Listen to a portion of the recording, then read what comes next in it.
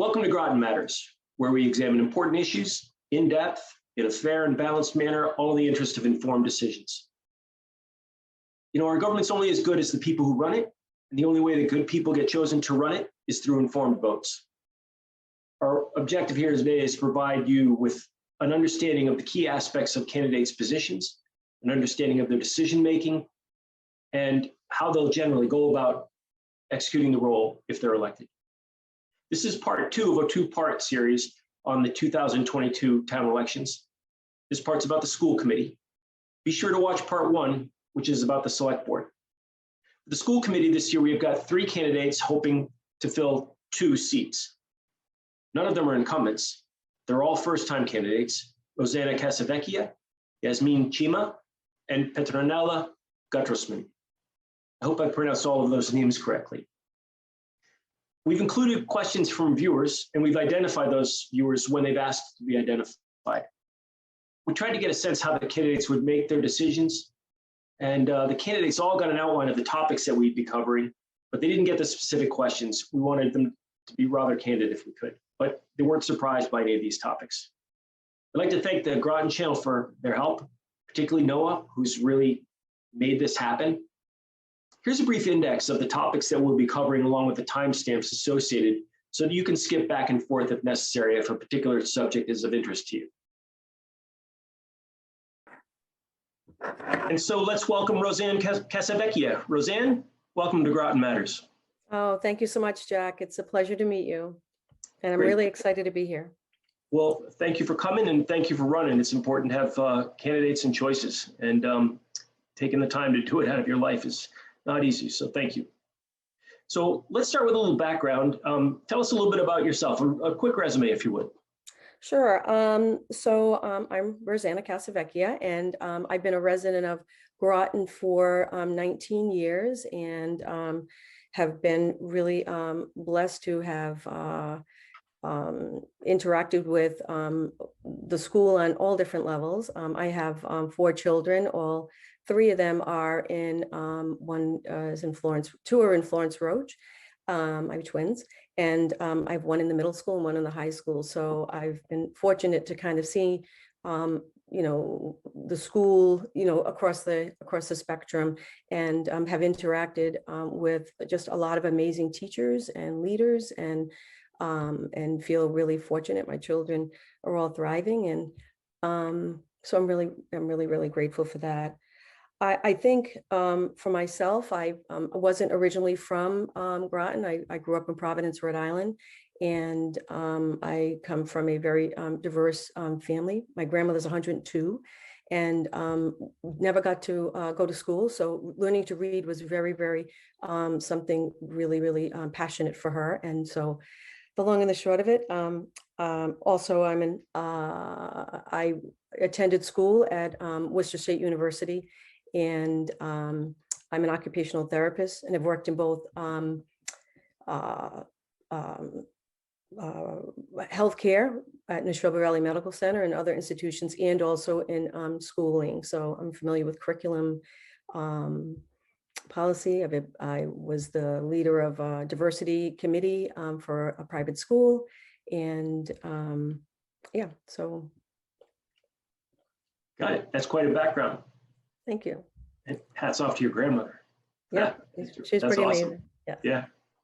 So, you know, you're going to be faced with lots of tough things, and you need to sort of help people understand how your background helps you in this position coming up.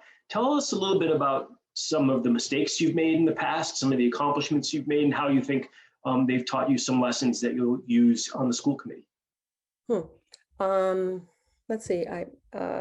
Honestly, I'd have to think about some of maybe the mistakes I've made in the past, but Okay. With regards to some of the accomplishments, do you mean within the town or just overall? Things that you've set out to do that were tough and you found a way to get them done. Okay.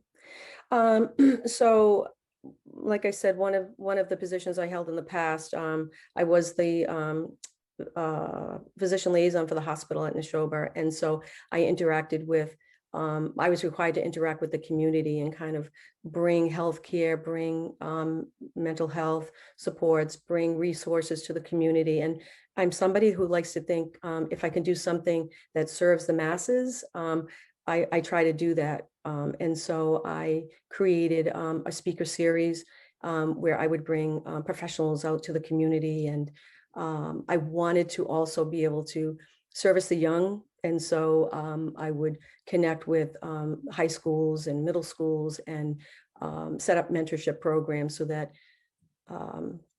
not only could they hear lectures, but they could actually meet with individuals and kind of carry relationships long after I'm not part of that equation. And that's been something that I've been quite proud of. And I think because of my occupational therapy degree, I also thought, what else can I do that will kind of foster growth and learning?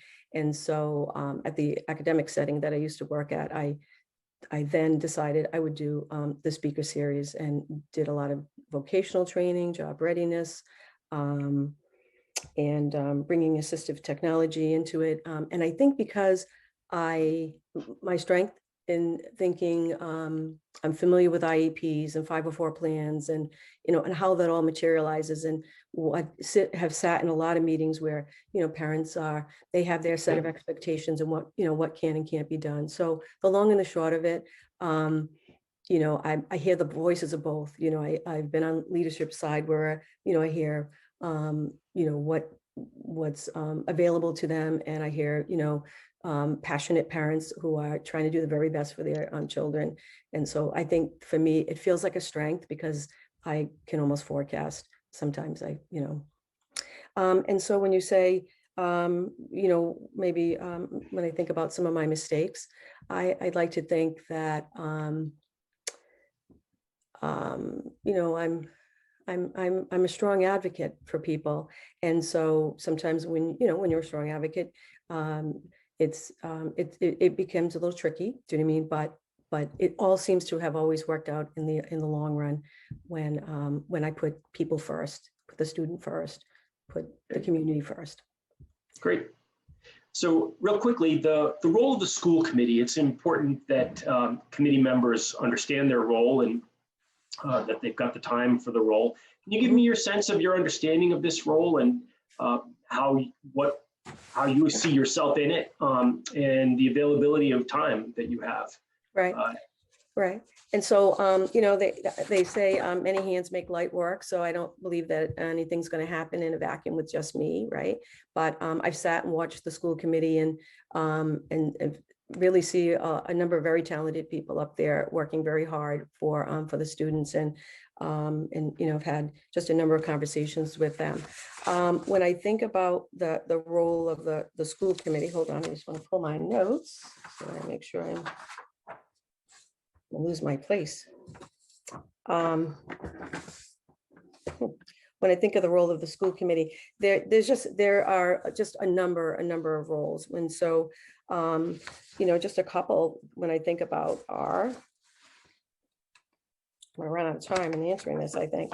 Around policy, they're responsible for policies, establishing and reviewing educational goals and policies for schools in the district. Consistent with the requirements and the laws that are, statewide goals and standards, established by the Board of Education. So it's pretty, and when we look at finance, they review and approve budgets for education in the district according to the process and timelines developed. I'm,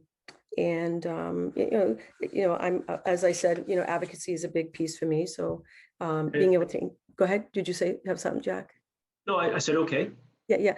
And so, it's, there's just a number of things. School council, they review and approve annual school improvement plans for the school and the district. And when we look at professional development, which I think that's something on their minds more recently, they adopt professional development plans for all principals, teachers, and other professional staff. And the performance standards and policies, and just to ensure that, we have our ducks in a row. And Keeping the ducks in a row. Keeping the ducks in a row. So you mentioned budget, which is a big part of the school committee's responsibility, and a lot of questions from people with regard to the budget. Just as a little background, the assessment of the Groton-Dunstable Regional School System to the town is growing and grows every year pretty quickly. It grows on an average at 6.5%.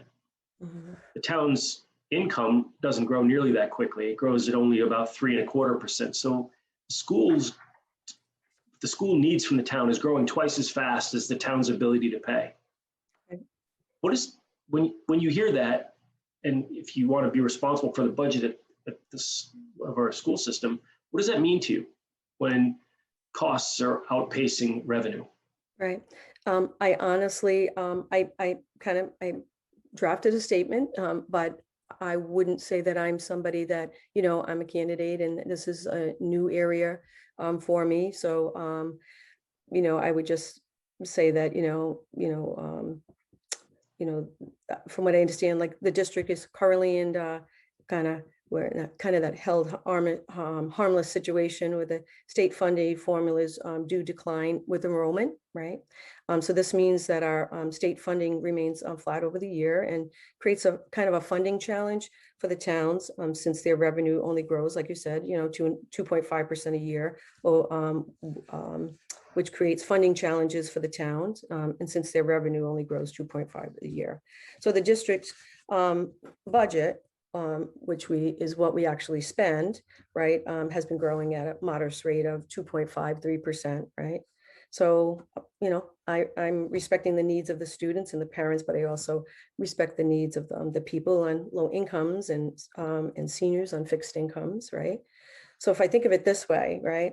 So I do want to just make something clear. The school's budget may be growing at 3% a year. I don't know, but the assessment to the town is growing much faster than that, at roughly 6.5%. And the town's revenue is growing at 3.25% a year, not 2.5. I apologize, but I need to make sure that the facts are correct here in the program. Sorry for the interruption. No, it's okay. So this is, like I said, the budget is, it's not an area that I would say that I have significant or even a moderate expertise in, but just from what I've been trying to understand about it, that if one spouse gets a raise and the other one doesn't, right? So expenses go up, right? And one gets a raise but the one doesn't, right? Your raise has to be more than 2% to keep up with the increase in your expenses. So right. So this is what's happening with the town's revenue and the state funding. So it's a complicated minutia of rationale. And of course, with we think about the budget with the school, right? Expenses still go up, heating, right? Which other things that seem to complicate it, heating, resources, food, all of those things that we need to take into consideration. Have you had any responsibility for budget management or any insight into labor costs? Because you've mentioned lots of things that go up, but nothing in our school or our municipal government goes up nearly as quickly as our labor costs.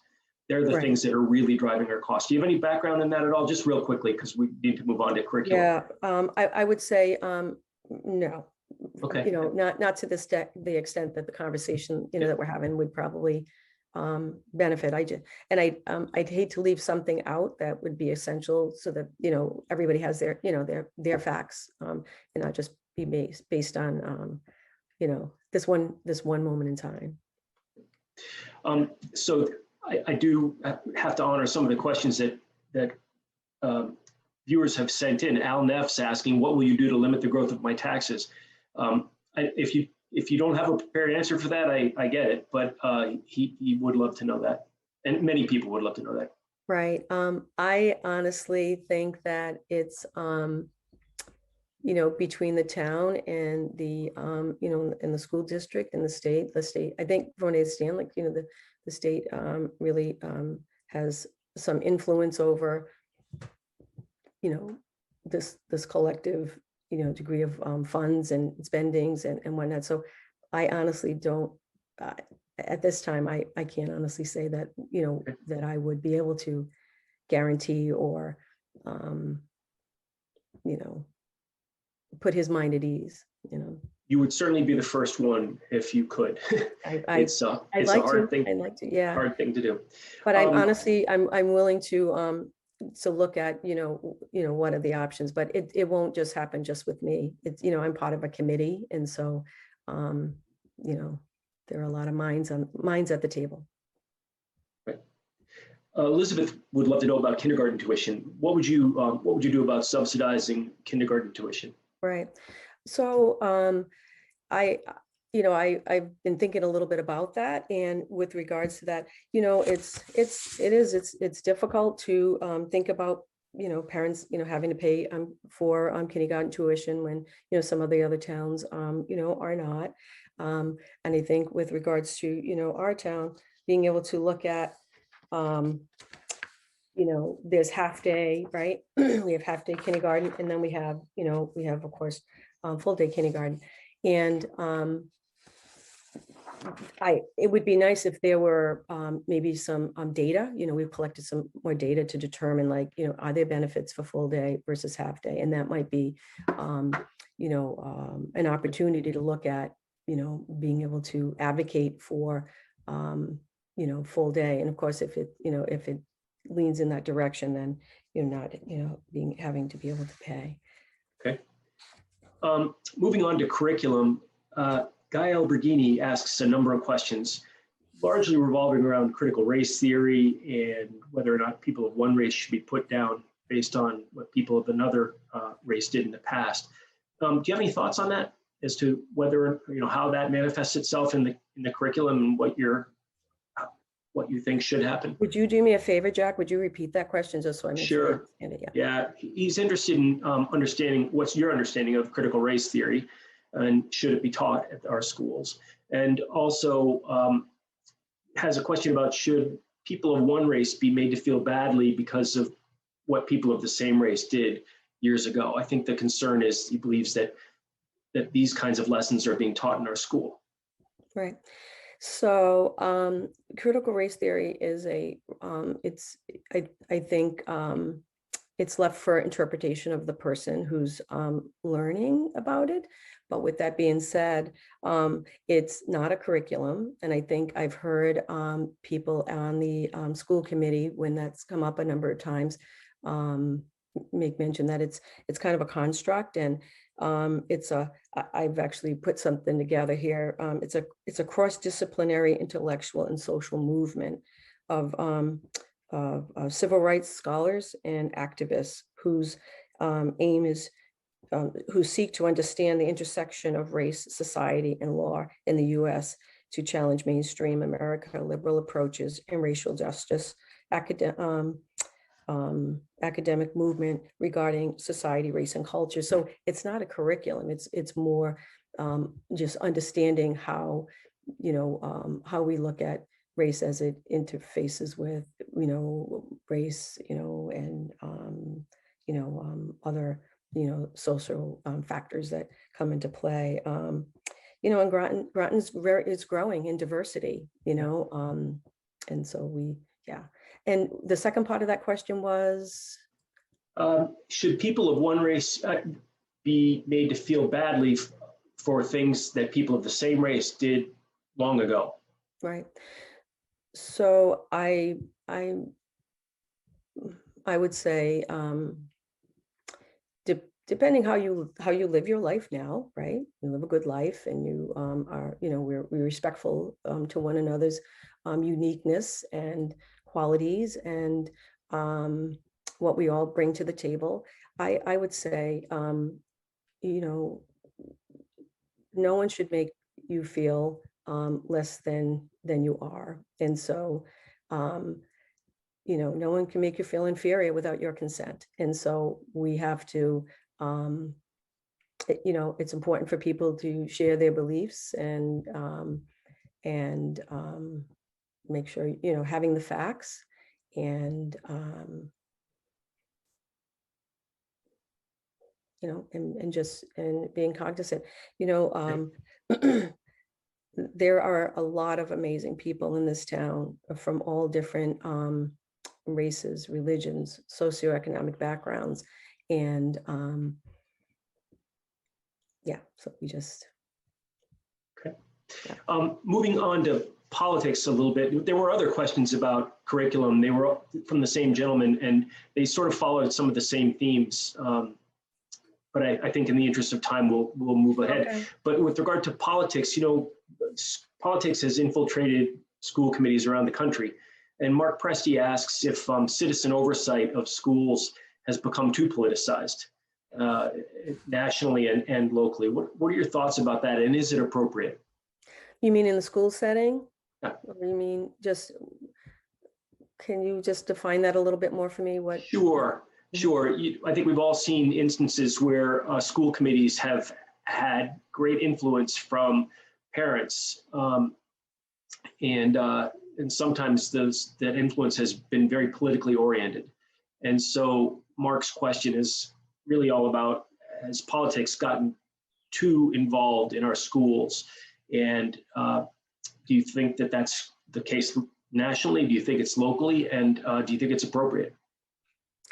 I think that, when we think about the school and politics, the school committee should not be taken up on partisan issues or turning the school issues into partisan issues. I think, the school doesn't look at teaching, it looks at, teaching about democracy, about being Democrat, Republican, Independent, and whatnot, but the school does not direct children to choose one over the other, I hope that answers that. Sure. Yeah. Moving on to some of the recent incidents of aggressive behavior in the schools by students, do you have a sense for those issues and the administration's response, and what are your thoughts on both the cause as well as the response and further solutions? Hold that thought. Yes. So I sat at one of the last meetings and the school committee, and it was pretty, teachers were pretty passionate about their concerns, and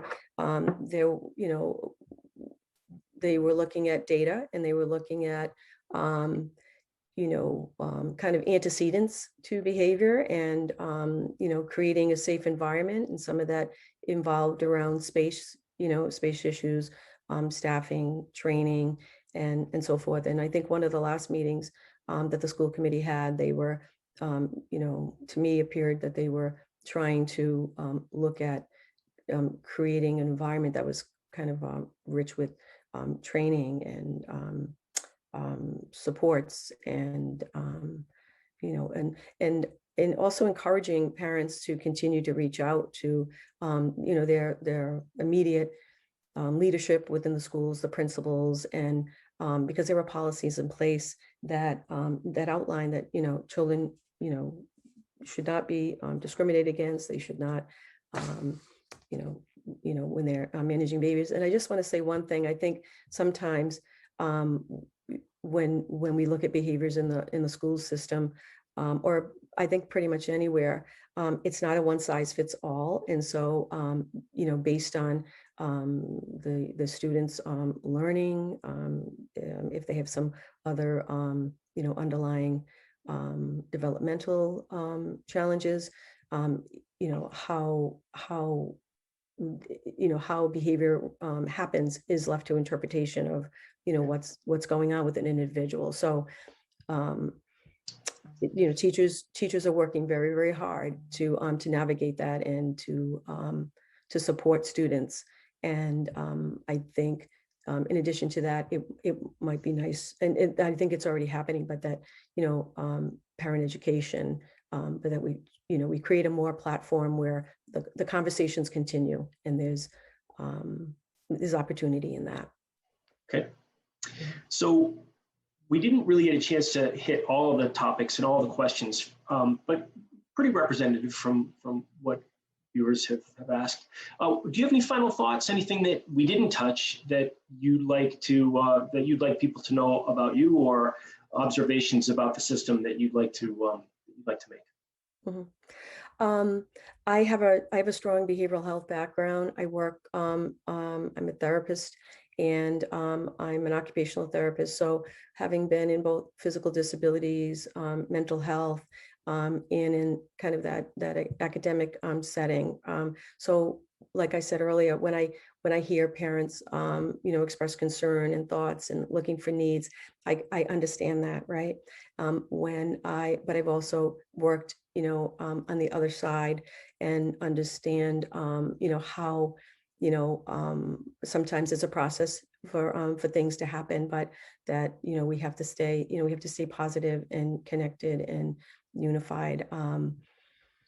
And I'm grateful to hear behavioral health at the school, I think, is kind of at the base of our children have been through a lot over the last couple of years.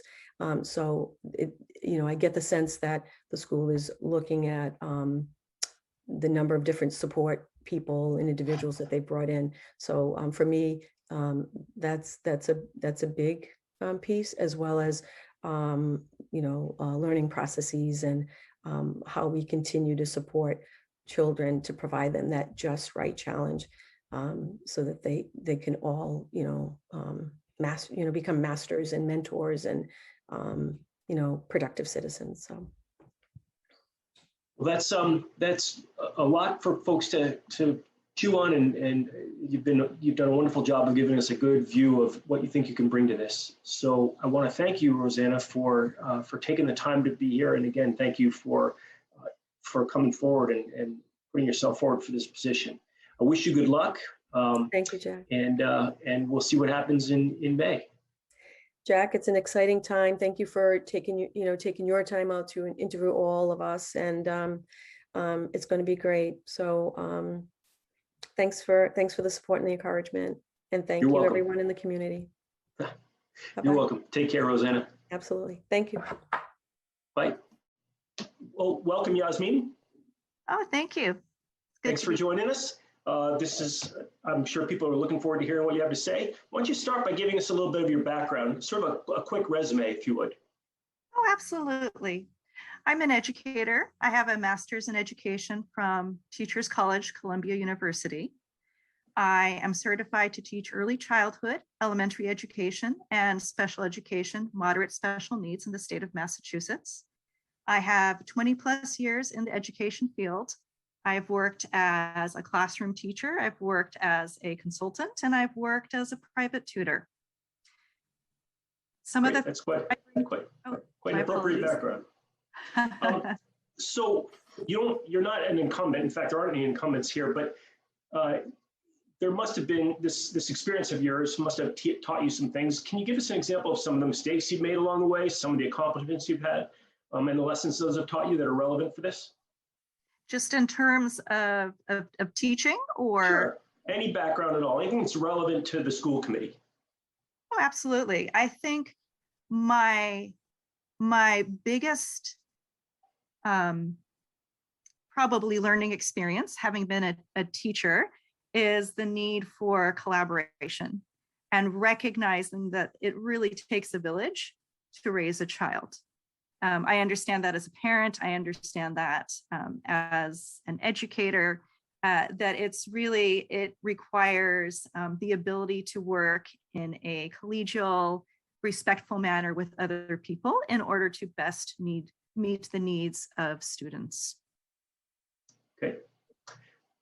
How about what your research has told you with regard to the time that it's going to take to do this role adequately? What's your understanding of that time, and how much time do you think that you'll have available per week to dedicate? Right. Well, I think a lot of it is how much you put into it. I think there is designated time. The school committee members do have to attend meetings every other Tuesday. So there is a time when they will have to be attending certain meetings. My understanding is that there are different subcommittees that they chair. So everybody has, a particular role in a committee. That said, it really sort of depends on how much you want to put into it. Okay. So I don't have a definite answer for you. Okay. That said, my hours are pretty flexible. I work part-time. I'm a freelance editor, and then I also work as a private tutor. So having that part-time work, and then also having the background in education, I think makes me a good candidate for the school committee, because I have the time to devote, I have the passion, and I have the background in education. Got it. How about the role of the school committee? I'd like to try to get a sense for your understanding of what it is that the school committee is actually responsible for. Sure. Well, there are three responsibilities of the school committee. Number one, it's to hire and supervise the superintendent. Second is to set the budget. And the third is to come up with, education goals and policies. Okay. With regard to the budget, this is a big topic, and we've got a lot of questions about this. The Groton Dunstable Regional School District's assessment to the town has, over the last few years, averaged 5.5% growth per year. It's a lot of growth per year, and this year, for instance, it's a 6.5% growth over last year's assessment. Town's revenues are only growing at 3.25% every year, and the school represents 60% of the budget. So it's growing, 60% of the budget is growing 70% faster than the revenue.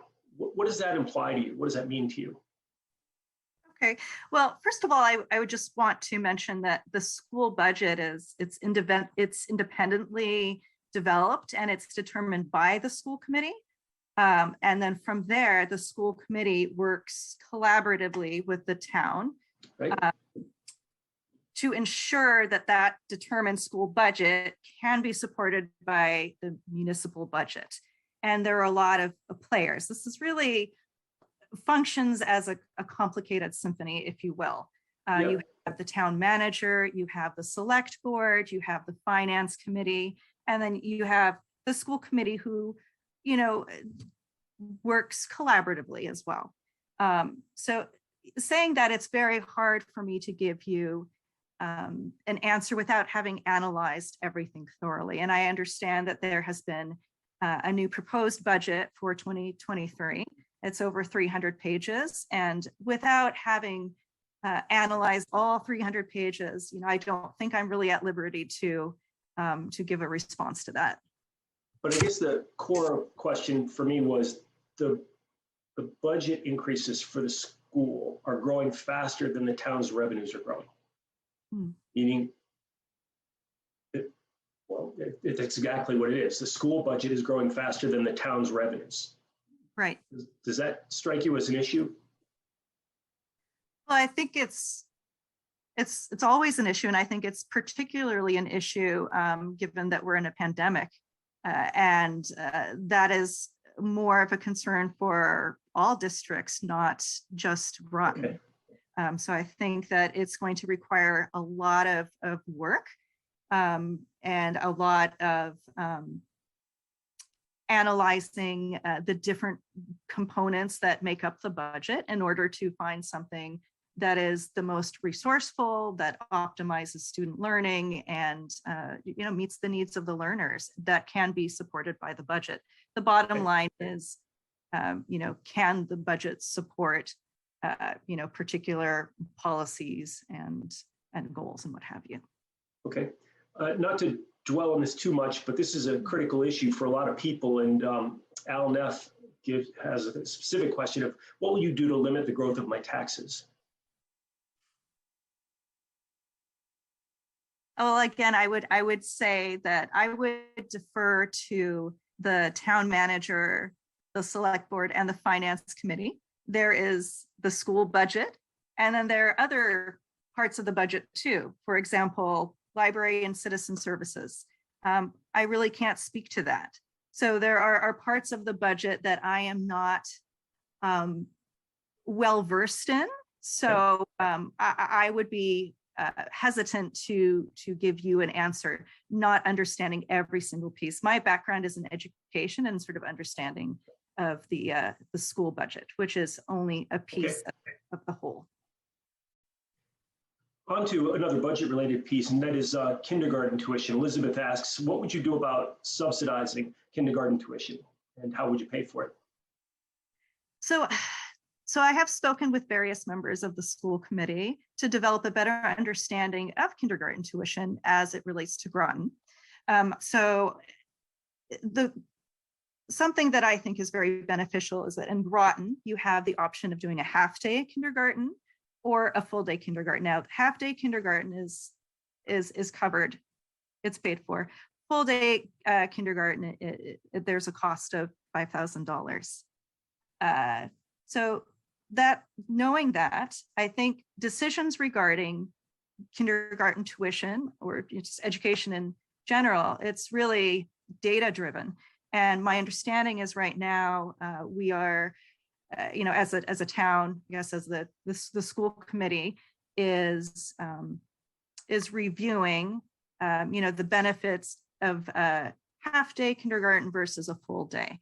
And so without having carefully analyzed everything, since they're still in the process of reviewing, it's really hard to say, what the best course of action is.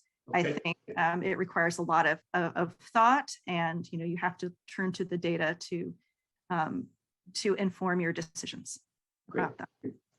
So let's turn to curriculum, and there's a lot of curriculums in the news a lot, and the school committees can be faced with many of these questions, even if you don't have a lot of direct control over it.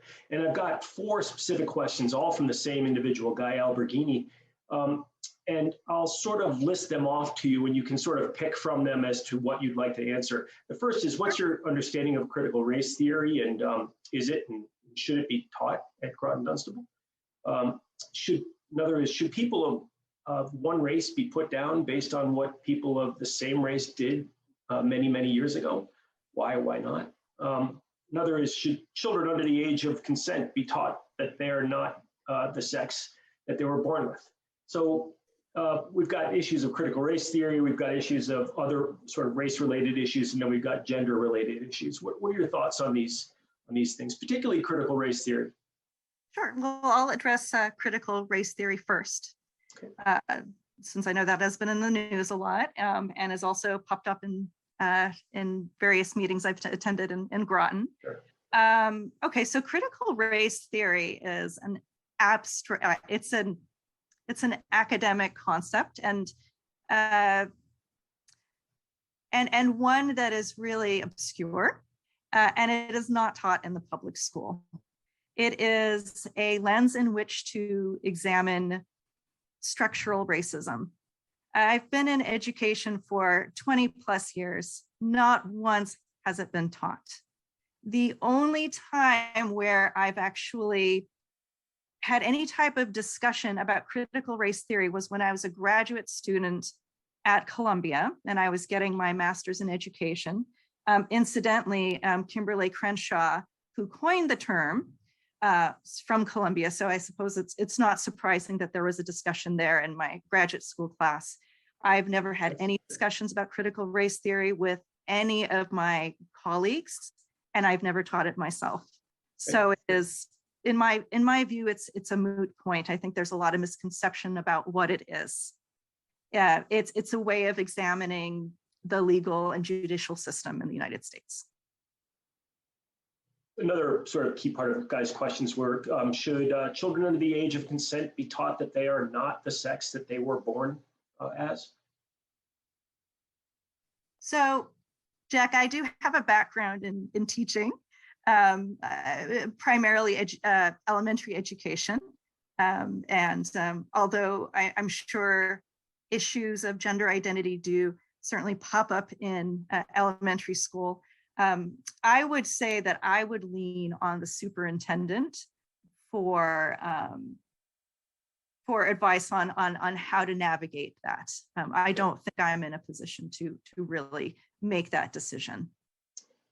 Thank you. That sort of leads us to the next question. Also in the news a lot recently, at least locally, is confidence in the superintendent and the administration. Sure. Do you have confidence in our current superintendent and our administration? I do. In fact, before I really felt invested in running for its school committee, I wanted to make sure that the people that I would be interacting with were people that I'd be able to have a working relationship with. So I did meet with Dr. Chesson, and I had a very pleasant conversation with her in which she was very thorough in answering questions I had pertaining to how the school district works and the link between budgeting and education policy and goals. I was very pleasantly surprised to just see how open and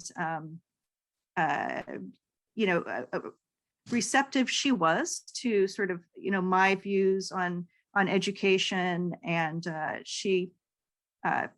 anyways, I think I could work with her, and I believe I could work with the school committee, and so I have confidence in her. Yes. Great. Mark Presti asks a couple of questions about politics in schools and school committee, and they largely have to do with the influence of politics, the appropriateness of politics, and they also asks a bit about parents' rights. But let's start with politics. Sure. Has citizen oversight of school committees or schools become too politicized? I think in order to effectively work with other people, be it on a school committee or any other place, we have to put aside our political views. I don't think there is a place for that on the school committee. There will be people on the school committee with different political views, and I don't think it's really a place to push anyone's agenda or anyone's political beliefs. That we have to be able to work effectively. About that too, and sorry, I guess my answer is I don't think there's a place for it on the school committee. Okay, that really was his next question. Will you see your politics in your role as a school committee member? I think you've answered that pretty succinctly there. He also asked about parents' rights. Let me just read the quote. "We lost the ability to choose what is best for our families and our children's schools. Schools need to keep our children safe and strive for academic excellence, but also offer full transparency and respect for parental rights." Where do you draw the line with regard to parents and the running of the school and your role in between in the school committee? Sure. Well, just in terms of parental rights, I would say that, one, if you are a parent of a student with special needs, then you have the right to be notified of your procedural safeguards. So that is a right that parents have pertaining to students with special needs, be it a student on an IEP or a 504 plan. Parents have the right to an interpreter. And parents also have a right to be notified if the school is going to implement sex education instruction. So those are examples of parental rights. In terms of how instruction is delivered, that is for the teachers to determine. Moving on to recent incidents of aggressive behavior in the schools. There's been a lot of attention paid to this lately. Do you have a sense for what's causing this, and how do you feel about the administration's response, and are there any other solutions that you would like to see put in place? Yes, that is a big concern. I think I wouldn't even say nationwide, I'd say for students in general. I think the pandemic, particularly during periods of lockdown or quarantining, isolation, have really made it more challenging for students to learn. There's been a lot of tension. And I think parents have felt helpless in many cases. And, doing remote learning for the first time, sort of using this different model of instructing children. I think that was hard on everyone. And I think that there is a real need for social emotional learning. And I would like to see more of that, because there has been an uptick in aggressive behavior, be it physical or verbal. And we've seen that nationwide. So I would like to see a more integrated approach to learning, where the social emotional piece is integrated with the academic, because if the social emotional needs of students aren't met, neither will their academic needs.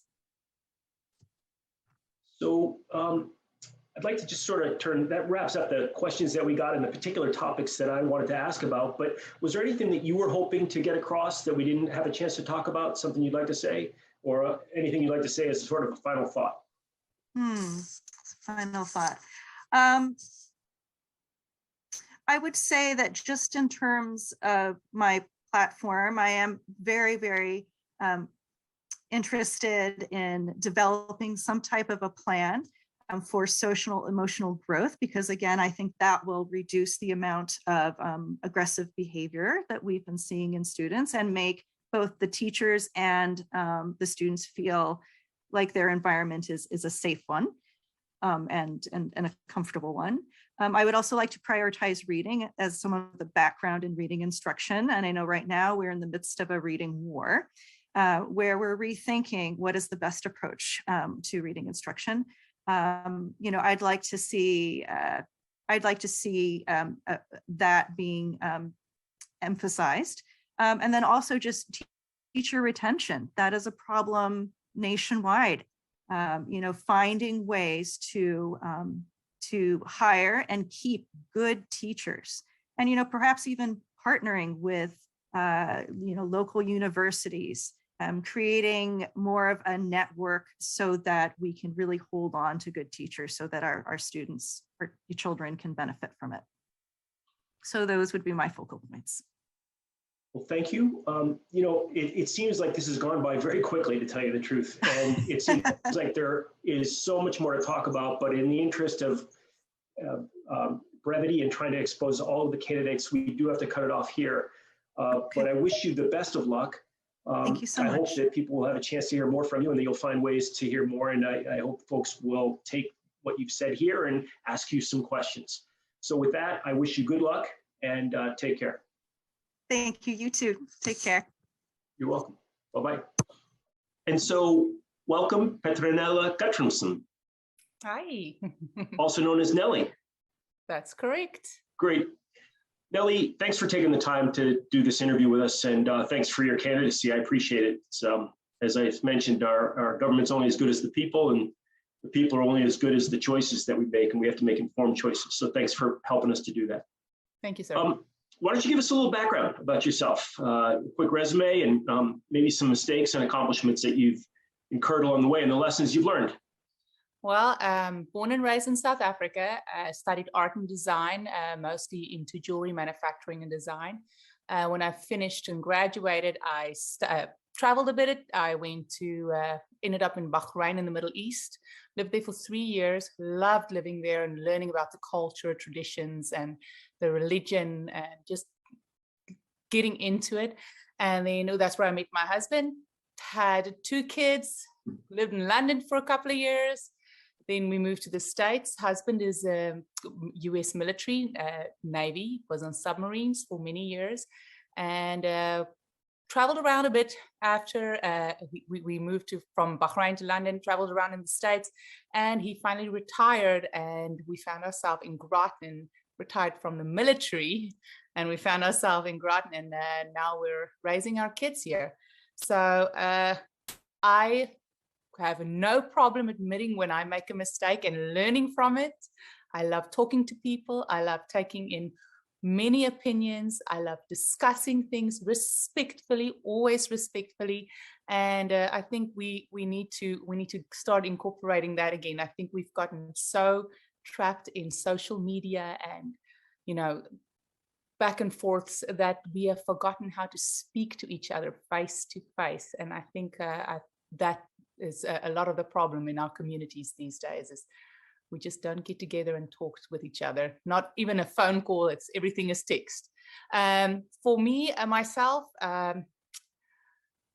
learning from cultures and religion, I think I have a diverse background from traveling the world. I don't know what more is there to say. I think we need some more diversity and more different points of views to bring to the table. Great introduction. What's your understanding of the time requirements, and how do you see yourself in terms of being able to fulfill those requirements? Well, for this role? At this stage, I have been a full-time mom, stay-at-home mom for many, many years. I have recently reignited that passion of mine for art and design. So I actually am a real estate agent now, but my passion is staging. So I do a lot of staging for many of my team members. And that's my passion, is just getting in the background and making things pretty. But for myself, I make time. It's important. It's important for us as parents to make time to know what's going on in our school districts.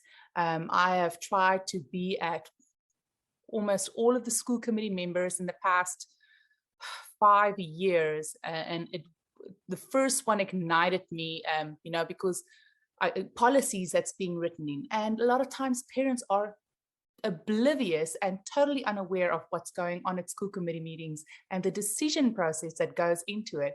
And I've learned so much just going to these school committee meetings. And I know it takes a lot of hours from school committee members. I know one mentioned some days it's something like 10 hours a week. But at the end of the day, it's worth it. It has to be worth it. It's very important that we make the time for it. So if that's an accurate figure, 10 hours a week, do you have that time? Yes, I do. Okay. Yes, I do. I will make the time for it. Okay, great. Yeah. So let's move on to the role of the school committee. What's your understanding of the role, and specifically who's responsible for curriculum and the materials that are used in the schools? For me, the role of the school committee is to hold our administrators accountable. I think a lot of times, like for instance, now we've just recently had the superintendent's review where she was found to be exemplary. And I found that in that case, I did not agree with that, because from past experiences myself and past experiences of other parents, there has not been a lot of transparency and accountability, and communication was a big problem. There was lack in communication with parents, vague emails, which at the end of the day led to gossip and stories being spread after incidents had happened at the school. And for me, that's irresponsible for not communicating properly with the community. It leads to being irresponsible, and I think that's where gossip and stories just get spread like wildfire, and it could have been handled much better at the end of the day. So I think transparency, honesty, communication is key, and I think holding our administrators accountable is very important. All right, we'll touch on curriculum in a little bit. Then. Let's move on to budget. So the Groton Dunstable Regional School District's assessment to the town has grown by an average of 6.5% a year, meaning year-over-year growth is 6.5% to the town, not the school budget, but the assessment to the town. Mm-hmm. The town's revenues are only growing by about half of that, 3.25%. And not only has Groton's assessment growing faster, but it's also close to 60% of the budget. So a whopping percent of the budget is growing faster than revenues. What does that mean to you? Well, Jack, I feel like we are spending too much in our school budget on administrative positions, consulting companies that does surveys and data collection, team leaders. It's like we have been creating all these job opportunities and positions for all these high-paying administrators when we should be spending the money on students and teachers, because it's the teachers that make our schools great. And at the end of the day is why do we need to pay that much taxes in our town? And it's where 60% of our taxes goes towards the school district. And every year we just get asked for more and more when we know we have too many administrators. Why keep making the same mistakes? And we know we're making that mistakes. Why aren't we changing it? It feels like we're caught in a wheel and we'll just keep turning and we're not fixing the problem. Okay. And I feel like less administrators telling the teachers what to do, ask them what they need. And we will have a true answer of what we need and what we need to spend money on. So it's clear you think that part of the growth in expenses is due to a heavy emphasis on administration. Would you take those administration dollars and shift them into other resources, or would you cut those administration dollars, thereby cutting the annual growth? I think I would cut the administrative positions and push it into the school district. Okay. For instance, these consulting companies that does all the survey and data collection, they get paid. So that money is now leaving our school district instead of being spent in the school district. You were clear about that, but the question was about the growth, not about overall budget. So if we do nothing but take money from one expense and put it to another, and we haven't really addressed the question, which is the growth. Well, I think if we don't spend it on more administrators and more administrators, they wouldn't be asking for more. Okay. At the end of the day, because we would have less that we're spending on. The money that we have now, let's spend it wisely in the district and not spend it elsewhere. Okay. Yeah, I think the real issue is that benefits are growing so quickly. Salaries and benefits are the things that are growing so quickly. Yes. And so actually, if you take money from administration, third-party costs that are generally don't carry, well, it's not for me to argue this with you. No, I understand what you're saying. Yeah, Al Neff asks specifically the question of what would you do to reduce taxes? I think you've been, well, let's just restate that question. Specifically, what would you do to reduce taxes? Oh dear. Myself, I'm not in charge of reducing the taxes in our town. If I was a school committee member. Again, like I said, there's not really any way of reducing the taxes that we have right now. There's a way of making it slow down. And what I said is, again, having less administrative positions and having the money that we have now, spending it in the school district. So I don't know, for myself, I'm not a numbers person. I think there isn't any way of slowing down, especially what's going on around the world right now. Gas prices, food prices, everything is going up. And of course, that means our education department is also going to take a lick out of this, because all the prices are going to go higher, which means people's salaries are going to go up. If we can't afford the food that's on our table with the salary that we have now, salaries will have to go up eventually. So it is going to happen, and it's not because we're trying to be greedy, it's because we need to be able to put food on our tables. But and again, like I said, there's not really any way of stopping the tax increase. It's going to happen, but there's a way of using what we have in a better way, if that makes sense. Moving on to kindergarten tuition, this comes from Elizabeth. What would you do about subsidizing kindergarten tuition, and how would you pay for it? Well, as I understand now, that an average tuition in Massachusetts is $3,500 a year. All right, our district is charging $5,000 a year for full day kindergarten. In a town where 60% of our taxes goes to school districts, why is it that our district cannot afford to be able to provide that as free to our students when it's been proven to be so important for our students, especially kindergarteners? It reduces the stress as getting them used to scheduling and getting them used to reading and writing. It helps improve that for them later in life. So for instance, when a kindergartner learns how to read and do math at an earlier age, that means we need less specialists later on, because now we're saving instead of having to spend that time and effort in getting specialists involved. It sets them up to have a positive result. I think Elizabeth agrees with you, but she's also asking how you pay for it. Administrative. Again, I think we have too many high-paying administrative positions.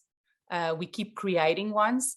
And just for instance, for example, we recently got the DEI coordinator involved, and I'm sure our town needs it. But right now, we are told that grants are paying for his salary. But from next year, our town will have to pay for that salary. So now we've created a position telling parents that grants are going to pay for it, but next year we're paying for it. So now Just again, so where is that money going to come from? Just so viewers know, DEI stands for? Diversity, equity, and inclusion. Okay. Yeah. And so again, we're creating positions, but we can't really afford it.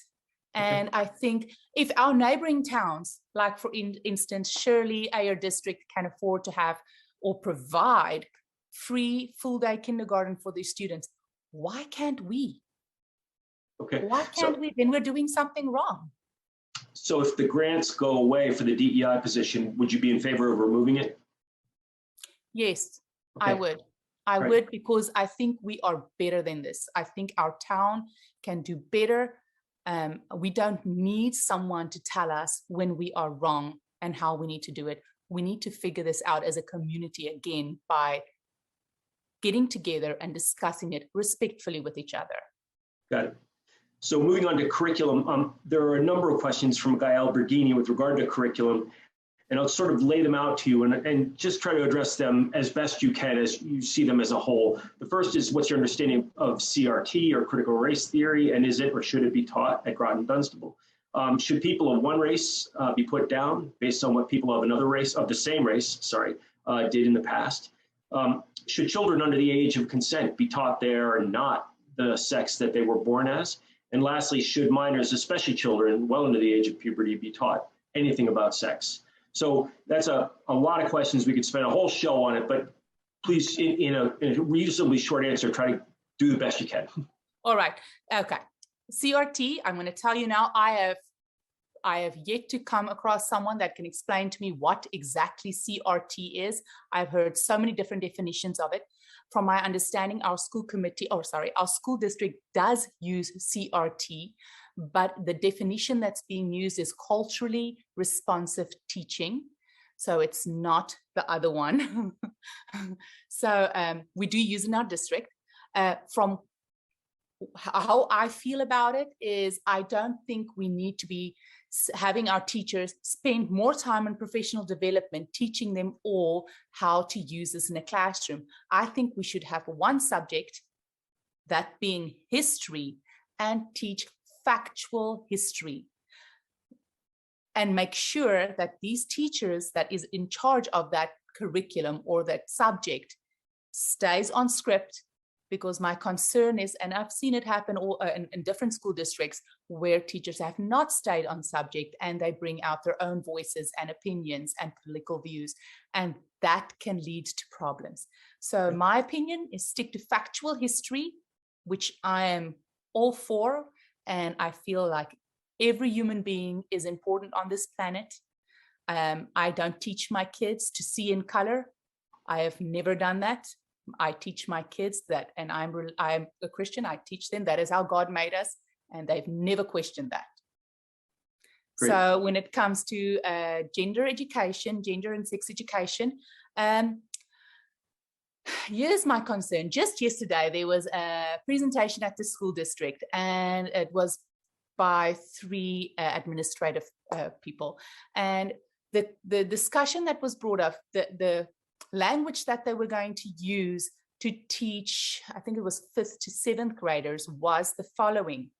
For instance, if when you are born, you are not born a boy or a girl, but you are born cisgender. Now that is very confusing to me, because according to science, we are born a boy or a girl. Why are we now going against science and teaching our kids that we are born cisgender? You know, that is something for them to decide later in life when they do come to that. Why do we want to teach our kids in 5th to 7th grade that science doesn't matter? So my concern is the curriculum that's being brought to the table. And again, there's a presentation that was last night brought at the school. This is what they're going to be implementing into the curriculum. I suggest when parents get the email on curriculum and what's being taught in schools, they need to go to these presentations and educate themselves and learn for themselves on the same subject as race. If they're going to be teaching about race, we need to provide parents the same curriculum, because we need to educate ourselves as well. Okay. So the next subject was confidence in superintendent. You've given us a little bit of a sense for that now. So I'll go right to a question from a viewer, and that is, in your personal posts on Facebook, you've been very tough on the superintendent, calling her only by her last name when using the first name or title of other people. What does that portend for your relationship with the superintendent if you are elected? I have the utmost respect for her. I have spoken to her many times. I always have a respectful tone in my voice when I speak to her, but I do not feel that she's a good fit for our school district. Again, like I've said in past, I have had, not incidents, I would say, we've had conversations where I felt like she was condescending towards parents. I felt like she was not very respectful at school committee meetings when parents were talking, that she was on her phone texting. And I think that's irresponsible of her to show parents that, you know, you're here, but I'm texting someone else while you're speaking. So it's disrespectful in my point of view. And the key question, though, was about, the key question was, because I think you've been clear about your confidence in the superintendent. The key question was, how will you manage your relationship given your aggressive history with the superintendent so far? Keep it respectful. Keep conversations respectful. We teach our kids to have respectful conversations with each other, and that is how I will always keep my conversations with people. I've never had aggressive communication with her. She knows how I feel. I'm sure she does. But I have always been respectful towards her. I've always spoken to her in a respectful tone, and that's just the way I was raised. Okay. Yes. Mark Presti asks a lot of questions about politics, but they really boil down to this. Has parental interaction and general public interaction with school committees become too politicized? And can that be a distraction? And is there a place for politics in the community's interaction with the school committee and with its administration? So honestly, myself, I leave my politics at the door. I don't think we should be having politics in school. I have seen many friendships broken up because of difference of opinions. Myself, I leave it at the door. I don't know about other school committee members. I have noticed that in some of the incidences where parents have been involved, I think people were really passionate about their political views. And I think it does need to be, you know, something that we don't discuss in school. It shouldn't matter what our political views is. What should matter is how we help our kids and make our community grow in having these respectful conversations. Again, politics, this is not why I'm running. I'm not running because of my political views. I'm running because I think we can do better. I think we need a different point of view, and that's all I got to say about political views. I am not affiliated with Republican or Democratic. I pick the person that I think is the best for the job. Thank you. Yes. The last topic is the recent incidents of aggressive behavior, and you've been well involved in that. And so in some of the background research that I did, I saw some posts on yours, and you talk about the graffiti as a trend of increased bad behavior and a lack of consequences. Yes. And that rules might not be equitably applied. Are the incidents of behavior, of aggression and graffiti, are they behavioral issues? Are these behavioral issues that can be solved with consequences? Jack, so there has been many incidences. There's been the graffiti, and then there's been the incidences at school where teachers have been attacked and assaulted. So there is two ways of looking at this. We have students that's frustrated, and I'm going to say frustrated because this is frustration coming from kids that needs one-on-one with teachers. We have been losing teachers at a rapid pace, especially in the special education department. So you can imagine how a child that needs one-on-one with a teacher is now being passed around from teacher to teacher, and they don't get that time to build up that trust with that adult. And in the same place, the adult doesn't have the time to build up that trust, to know, to look for the signs of when something needs to be de-escalated, especially with a child with autism or in that way. So I think frustration comes from the kids that's in the special education department because they're being passed around. And I think bad behavior and lack of consequences is the other part from students. I myself have had the experience where my child was being bullied at school. At the end of the day, we were told, well, it's okay, the bullies are moving away next year. So that was the school's way of solving the problem. But the problem is if you don't have consequences for bad behavior, it's going to happen over and over. And it's going to lead to more bad behavior from other students because they see that there's no consequences for that bad behavior. And what happens to the victims? They don't come forward because they see there's no consequences for the bullies. So yeah, I think it's lack of consequences is a big issue in our school district, and I've seen it myself. Why have a rule book for our students if we don't use it? Understood. So really that wraps up all the topics that we had, but I wonder if there's anything that we didn't cover that you think is important for the public to know about what you have to offer. Oh dear.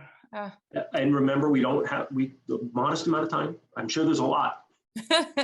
Well, I feel like I'm approachable. I've always felt like people can come talk to me. I always try to make myself available to people if they want to have a discussion one-on-one over coffee. And I am happy to always fit in a coffee somewhere in the day. Yeah. I'll be bouncing off the walls at the end of the day, but hey. So I feel like I'm approachable. I want people to feel like they can trust me if they talk to me about subjects. I never reveal my sources. So I'm very trustworthy. So I feel like I want people to know that we need to communicate and have discussions, and we need to talk. We need to talk about these things more and not just leave it up to our school committee members to make decisions for us, because it's big roles for them to take on. And I feel like at the end of the day, all these decisions being made and nobody knows about it is because we don't get more involved. I've many of these school committee members or school committee meetings, I've been the only one sitting there, and I'm like, man, it would be great if I had some company. Yeah. But yeah, I think we need to really get more involved as a community. And something I've suggested recently was having something like a heritage week in our school district for our kids. I'd be happy to take it over. It's letting kids learn about what they have in common versus our differences. I think we've become so focused on what we have in difference versus what we have in common. And I think that's something that I would love for our community to get together. An international food festival, something fun to get the community together and learn about each other. Those are great final thoughts. Hey, I also want to be sure to mention that I don't know how it'll turn out, but I think your proper name is Petronella, but perhaps people know you best as Nellie. How will your name appear on the ballot? As far as I know, talking to the town clerk, they said it's going to be Petronella Guttromson. Okay. But I have seen them sneak in the Nellie in there. So, but yeah, look out for the Petronella or Nellie Guttromson. Just look for the Guttromson, then you'll know where it is. Got it. But yeah, no, I'm looking forward to it. I'm ready for it. Good. Yes, Nellie, sir. Thank you very much. I appreciate your time here, and I wish you the best of luck on May 24th. So thanks for helping the voters to make a good decision. Thank you, Jack. And You're if welcome. anyone has any questions, they're always welcome to email me or call me. Okay. All right. Great. Thank you. Thank you, Jack. Have a good day. You're welcome. Bye. Well, that wraps up our interviews. I want to thank the candidates for taking the time to do these interviews and for stepping up to offer their time and service to the town. I also want to thank the Groton channel, particularly Noah, for all of their help. And thank you. Thanks for taking the time to watch this, and thank you for the questions that you've submitted. They really make the interviews, I think, valuable and really help to legitimate the things that we ask our candidates. Comments on this show can be made to grotonmatters.com. There's a comments section for the show, or you can send comments in by email to grotonmatters@gmail.com. Thanks again, and remember to vote on May 24th.